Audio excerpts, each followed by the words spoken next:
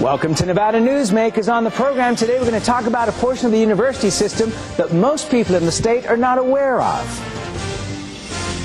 The Desert Research Institute operates both in Reno and Las Vegas and around the world, from Africa all the way to Antarctica and up at Lake Tahoe. On the program today, the president of DRI, Dr. Stephen Wells, and Dr. Jim Thomas. While on the Power Pundit panel today, Anjeanette, Damon, Larry Matheis, and Mike Alonso. It's all coming up next on an all-new Nevada Newsmakers.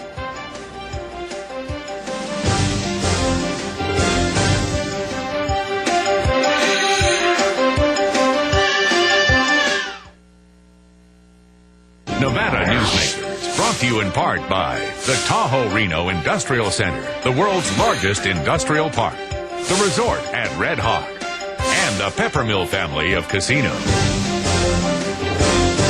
Here at the Tahoe Reno Industrial Center, we focus on attracting high-tech companies to Northern Nevada.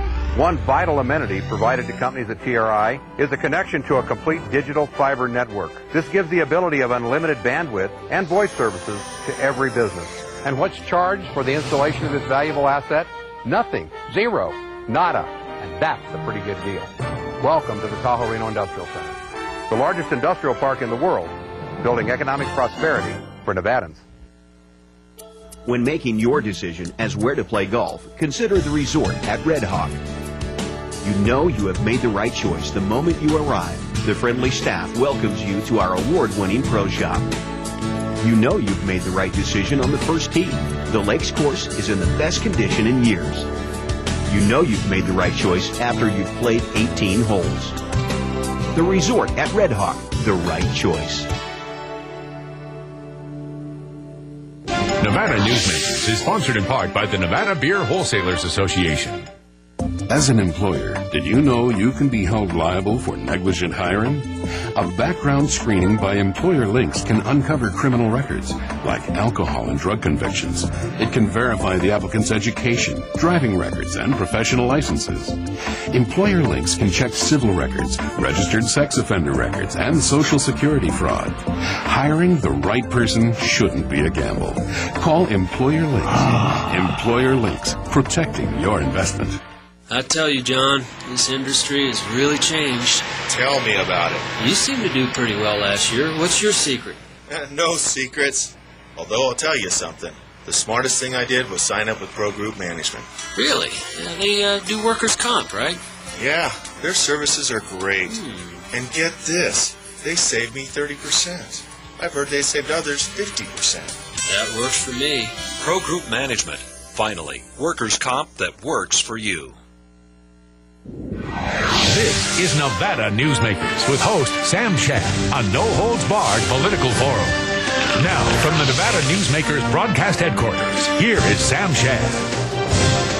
One of the finest parts of the university system is the Desert Research Institute, and we have the president of that here and also one of the doctors from DRI. We welcome Dr. Stephen Wells, who's president, and Jim Thomas, who's executive director of the Center for Watersheds and Environmental Sustainability. I won't go on my water thing, even though I just got you water. You are a hydrologist. But actually, I was down at the legislature this year and was watching the discussions on the cave. And you received $14 million from the state legislature. Explain that project, because even sitting in the room, I still don't understand it. Well, this is a fantastic opportunity to bring innovative technology to the state. And that technology is essentially a combination of high-powered computing and visualization, or you can think of it as virtual reality. And the goal is to take any type of model of any environmental or any business-related activity and make that three-dimensional that can be shown on a screen, on multiple screens, and the centerpiece of the cave building that the state was so generous and supportive of will be a six-sided total immersion virtual reality center where you walk into the model and you're surrounded entirely by that model that you developed. Okay, so let me put this into language that a Star Trek fan can understand. So essentially, you would create, like, for example, you could create this studio inside of that room. Correct. And not just the four walls, but the floor and ceiling as well. Correct. And you can walk through that model. There are only 3 of them in the United States right now that are the 6-sided caves. There are several caves, single panels or multiple panels, but only 3 6-sided caves: Iowa, Illinois, and at Duke University. This will be the 4th dedicated towards the environment. What's the purpose? I mean, I think of Total Recall and taking a vacation. So. Well, there may be some administrators in my institute that like to do that on occasion, but I think for us, what we want to do is to be able to see things 3-dimensionally, because you have a much better insight if you can get into that model. So you could take, let's say, a thunderstorm, and you can color code the different temperatures of the air mass. You can put in the vectors of wind flow, and then you start looking, you go, oh, there's something I didn't see. You can do this for a hurricane. And, for example, people looking at the hurricane saw a cold spot on one side of the hurricane that they had never seen, because as they modeled that in 3-dimensionally, and you walk around the hurricane, you go, oh, I can see that, and I didn't see that before. Or in the business world, which has great applications, John Deere uses it in Iowa. They'll actually walk through their combines to look for inefficiencies of flow through grain through the combine and redesign the combine to make it far more efficient.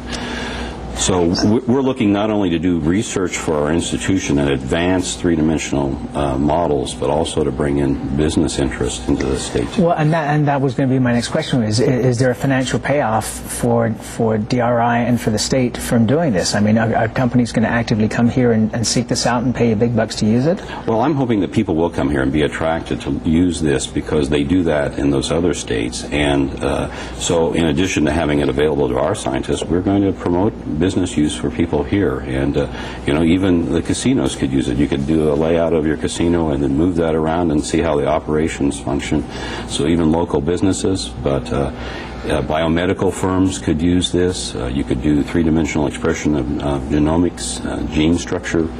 You can do biomedical research. You could walk through a human heart that you've collected data on. Anything you can collect data and model, you can see 3-dimensionally. Is there a tech transfer here as well? What you're learning in this environment, can you then get out to business for them to make money from, or is it more them coming to you to learn more? Well, I think it's a two-way street on that. And for us, also, it helps policymakers and managers. You can take, for example, Lake Tahoe, which we'll hear about later, and you can do that 3-dimensionally, and you can walk through that model. So you could say, if we control the input from these runoff areas and these sewer drains, how does that impact the clarity? Run the model and go, well, here we see this kind of improvement, or we're going to have to change that to reach this threshold. So you have real live variables that you can alter and see what that model looks like. When is this going to be finished?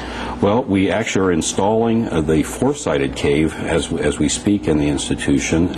We will start the building sometime next year, and hopefully it'll be done towards the end of 2007, beginning of 2008, and that 6-sided cave will be the centerpiece. Okay, first of all, can I come visit? Sure, we'd love that. Second of all, what is it? Is it a projection system? It will be essentially a 10-foot by 10-foot lab that's surrounded by very sophisticated projectors and large computing power behind that will run those models projected onto the wall of the 6-sided cave. Amazing stuff. We're going to come back, and then we're going to get Jim into this discussion talking about Lake Tahoe. We'll be right back on Nevada Newsmakers after this. Fascinating. For a videotape copy of any Nevada Newsmakers program, call 775-857-2244. The tapes are $20 each, including shipping. Since its creation more than a decade ago, the Southern Nevada Water Authority has focused on 3 goals: preserving water quality, improving water conservation in Southern Nevada, and meeting the community's current and future water needs. Through thoughtful planning, responsible management, and collaboration, it's succeeding. As we move into the 21st century, the Authority continues to embrace sustainable water development and efficient water use. That's our promise to Nevada. My family started this business 27 years ago. We work hard to serve our customers and our community. But it's getting harder and harder to keep the doors open. For example, our workers' comp is going through the roof. Isn't anyone on my side anymore? The Retail Association of Nevada is. If you're a small business owner, we can cut your workers' comp by up to 50%, lobby for your interests, and keep you informed. Put us to work today. If it's fun, it's here at the Peppermill, the $100,000 video-themed slot celebration, with more winners each week, 100 random winners every Monday and Wednesday, and more cash prizes, $6,000 random drawings every Friday, plus chances to win up to $1,000 in free slot play on Mr. Money's Challenge. You'll have more fun with the Peppermill's video-themed slot celebration, now worth over $100,000. The slots that rock are at the Peppermill. Where are you winning?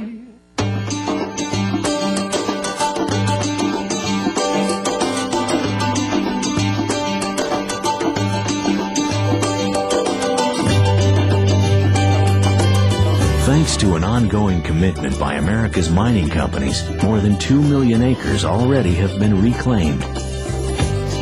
To learn more about reclamation or other aspects of mining, visit nma.org, the National Mining Association.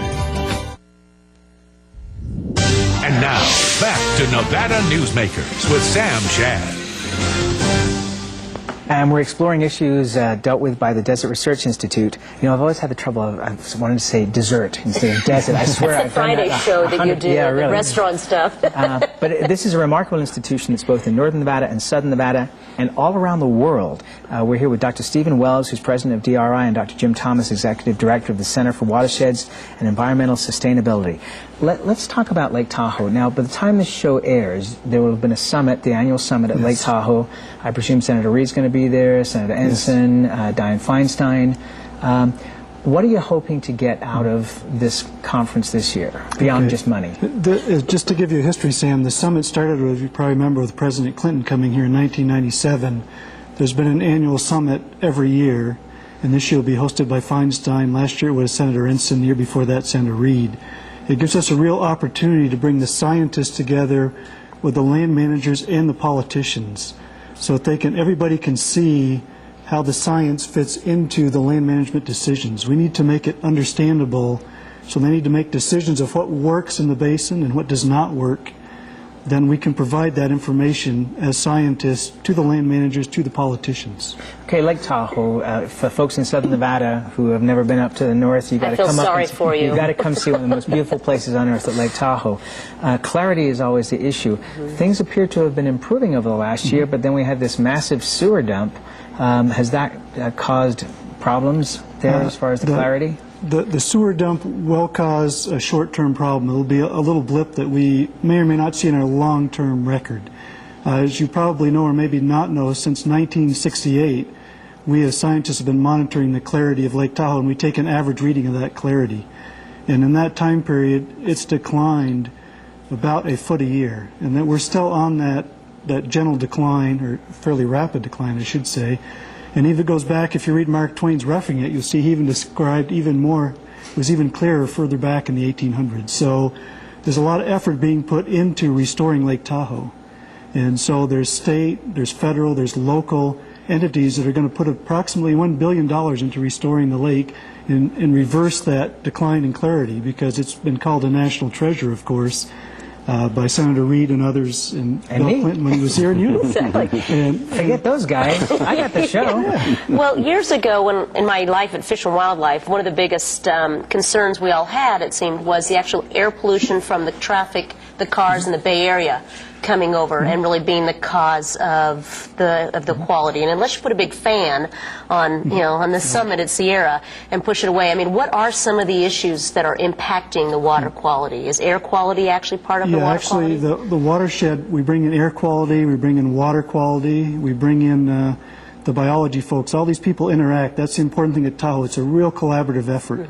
A good example you brought was air quality. Our researchers, in collaboration with UC Davis and with the California Air Resources Board, did a study, because they used to point over the hill at the Bay Area. All the air deposition coming into the lake is from out of the basin. Well, guess what? Greater than 90% of that is from inside the basin. Interesting. So the good news there is that's something we can control. Right. We're just not out of control. People in the basin can make decisions on traffic or whatever. We're looking now at the actual sources within the basin. That's part of our current ongoing research in the Lake Tahoe Basin. And that's good, because before it seemed like there was no way to control some of those elements. And now through the research you guys are doing, Tahoe Research Group at Davis, and now there's also the whole new center being built at Sierra Nevada College, and you're involved with that, correct? Yes, we're involved in that.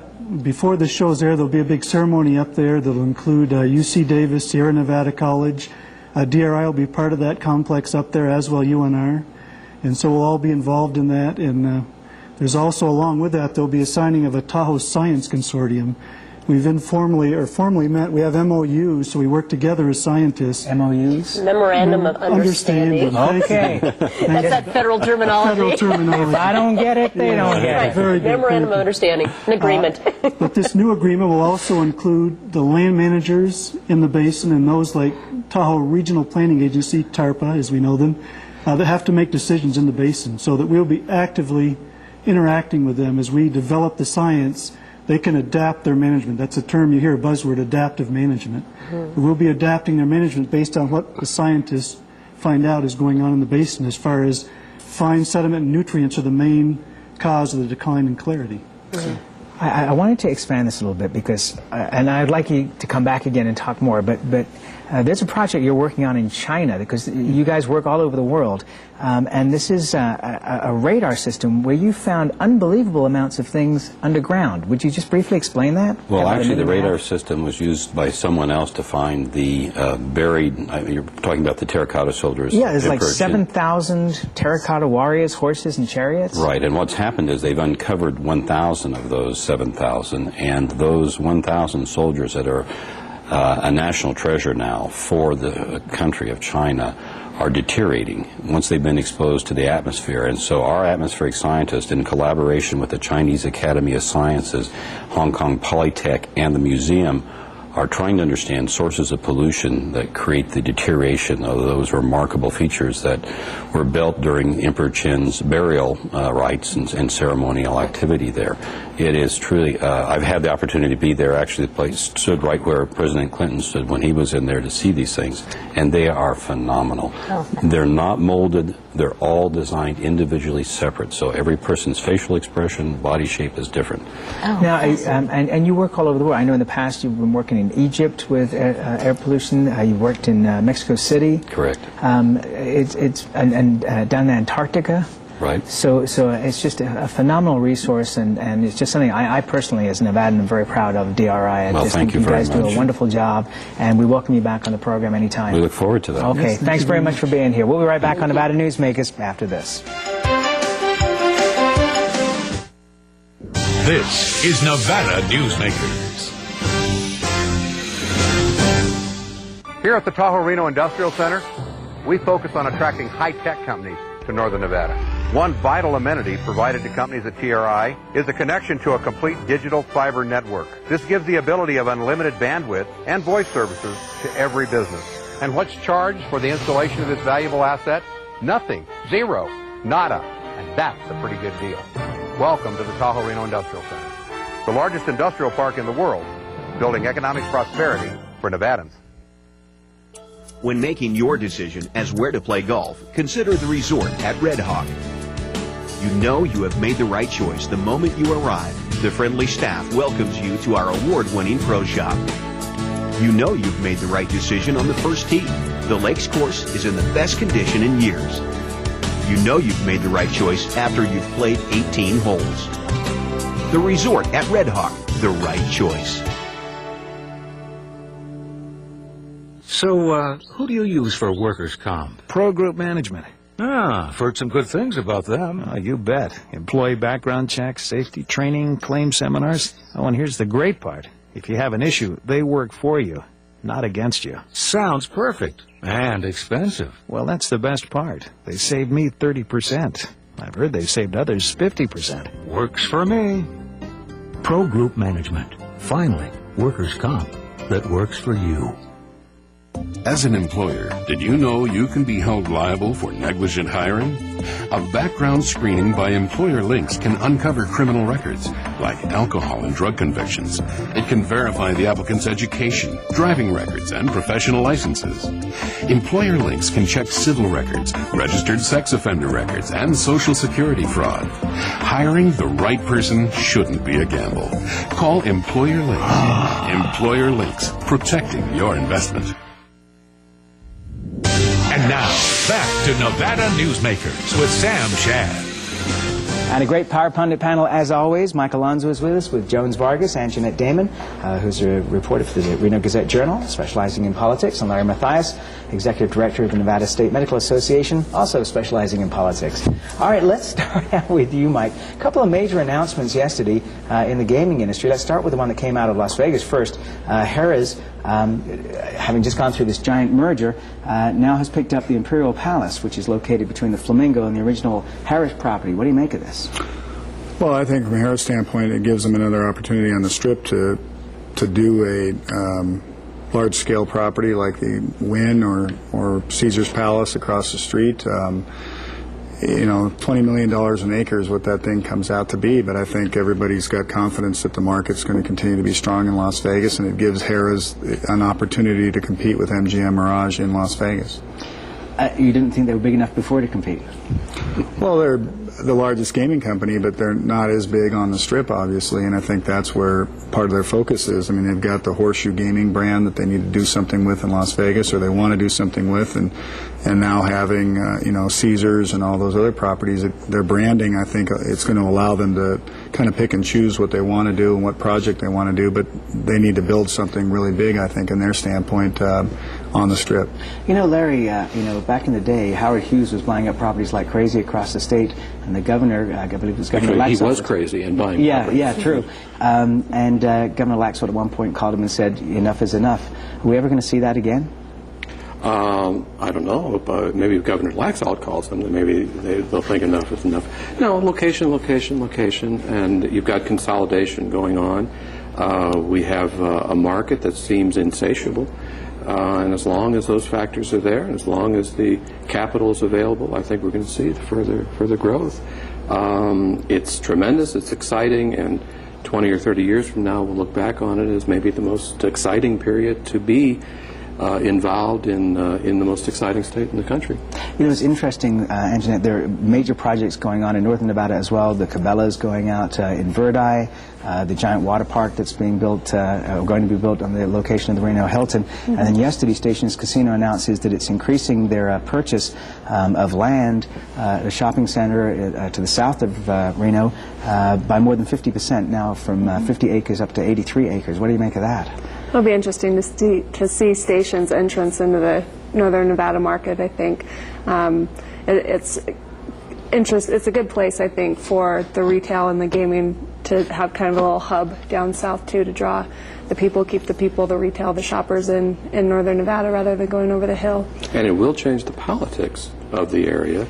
Dramatically. But nobody knows how.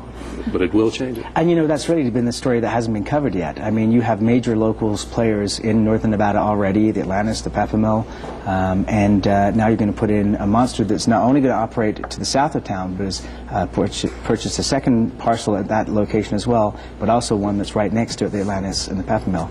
Mike, got any thoughts on that? Well, I think if you look at what Stations has been putting out in their news releases and the type of company that they are, the demographics in Reno fit exactly what they do and what they do very well. And I think they've also, you know, I mean, Atlantis is a public company, a very well-run company. If you look at their numbers, I don't know how many quarters they've had now consecutive of record earnings, and I think it's in the hundreds now. Yeah, I think the Station people are smart, and they looked at those numbers, and they see something in Reno that maybe other people don't see, but certainly the Peppermill and the Atlantis have seen, and some of the other neighborhood properties. But I think Station's plan here, and when they come to Reno, nothing's been built here in 10 years, and the amount of money that they're going to spend is not just for locals. I think it's going to be another attraction or two attractions, whatever the number ends up being, that will bring people over the hill and help all of Reno, I think.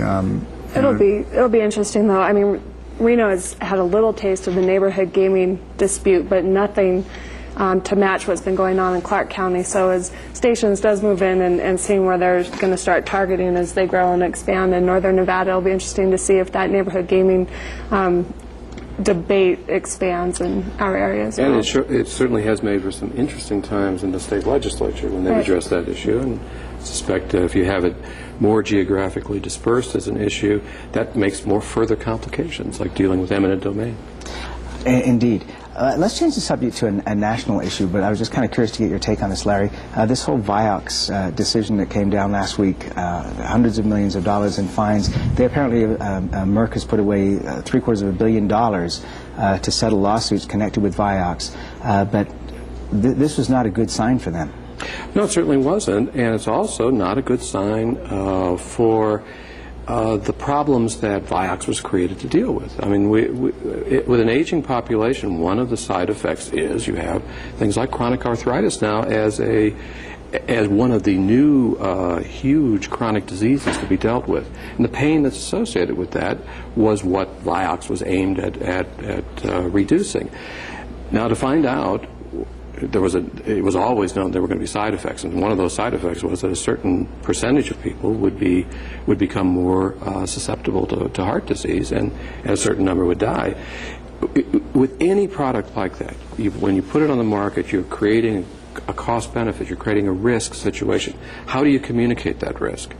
The problem with dealing with bad outcomes in the courts is it can drive the market to close up on this. People who are having pain are going to need to have that pain dealt with. How do you explain the risk associated with dealing with that pain, and how do you make an informed choice as to whether or not you want that? This only starts us on a path of discussion that's going to be very important, but it could actually probably drive a couple of pharmaceutical companies into financial distress. Do you think, Mike, at some point that the federal government is going to have to find a way to indemnify the pharmaceutical companies? And I need a fairly brief answer from you. Once the drug's been passed by the FDA, I guess. I mean, I don't know. I think that's a political issue probably more than a scientific issue. They had to do that with vaccines a few years ago in order to make sure that childhood vaccines were still available. They had to put some extra protections on those companies because there is the risk that one in every so many there will be a bad outcome. And that's where we've got to leave it. We'll be right back on Nevada Newsmakers. A lot more on that subject coming up. Nevada Newsmakers, brought to you in part by the Tahoe Reno Industrial Center, the world's largest industrial park, the resort at Red Hawk, and the Peppermill family of casinos.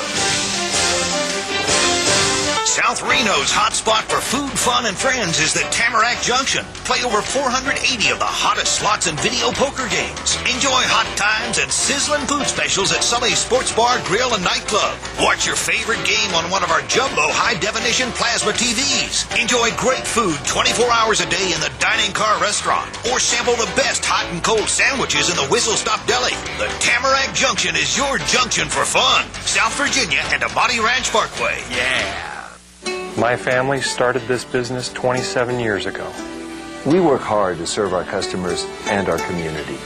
But it's getting harder and harder to keep the doors open. For example, our workers' comp is going through the roof. Isn't anyone on my side anymore? The Retail Association of Nevada is. If you're a small business owner, we can cut your workers' comp by up to 50%, lobby for your interests, and keep you informed. Put us to work today.